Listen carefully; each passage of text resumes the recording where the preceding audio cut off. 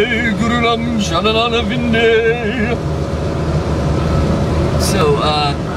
this one is on the Zeitgeist, the new Zeitgeist Moving Forward video. I'm just going to kind of recap a couple of perspectives that I had while I was watching it. So firstly, I really enjoyed the kind of biological genetic evolution that one of the scientists in the first part of the film was speaking about. You know, it's, you know, not something I didn't know about. He framed it just really nicely, however, like and fleshed out the idea for me, because I'm not a scientist.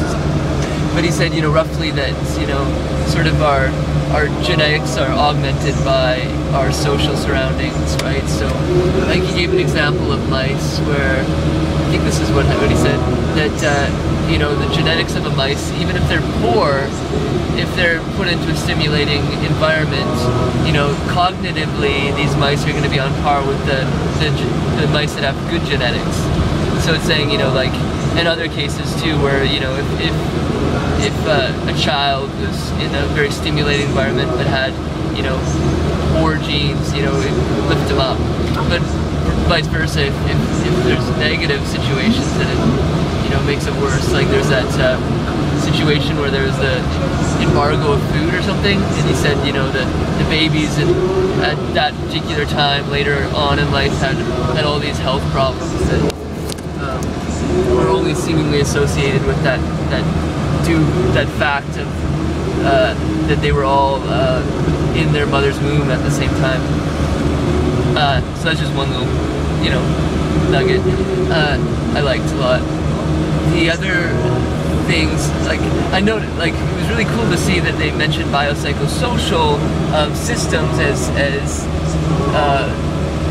you know, the change agents and the reality that we live in, sort of. You know, that you can't just explain reality as merely biological, merely sociological, or merely psychological. The idealist would try to say, you know, you can explain away reality, all is mind, all psychology, materials, all is matter, and maybe the Marxist is all is social networks or interpretation.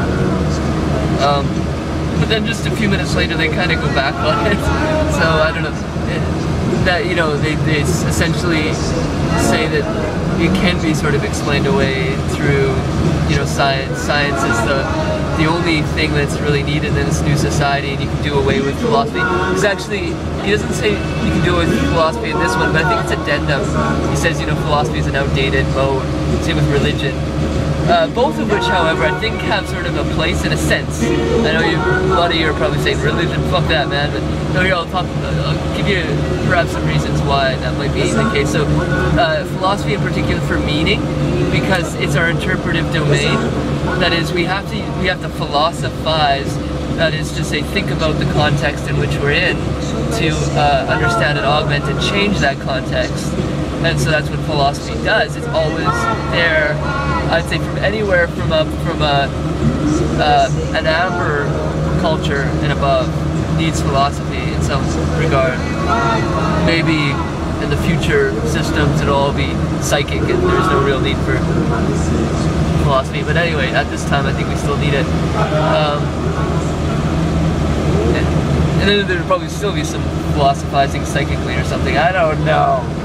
Anyway, so, and then the first-person experience, broadly speaking, is that transcendental experience. Religions are institutionalized attempts at allowing people to transcend themselves, I believe, although they're typically not used very well. So, in a healthy way, that would be something like that. So, I mean, that part of his explanation of the furthering of humanity, I mean, just I think needs some tweaking. The presentation of his cities are really cool. I mean, John Fresco is a mad genius, man.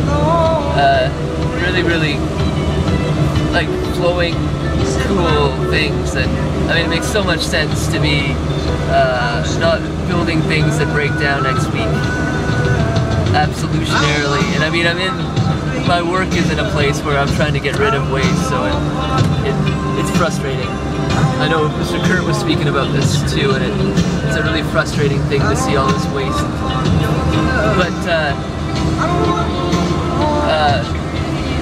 on the city design itself, I don't know if a singular design, like just one sort of design that will be mapped everywhere on the planet, even though they don't say that explicitly, it's kind of, that's the way I'm interpreting what they're saying. And I don't know if that would satisfy the human soul, man. That, you know, we want some diversity. If we go to Tokyo, we would like it to be different from New York. And so, I mean, I think like there's Integral Cities. It's a book. I haven't read it. I just heard conversations by her. And you know, she's saying, you know, roughly, you want to have the city adapted to the climate and the situation a little bit. So I mean, again, like a kind of basic standard would be nice, but you want some diversity within that standard, I believe.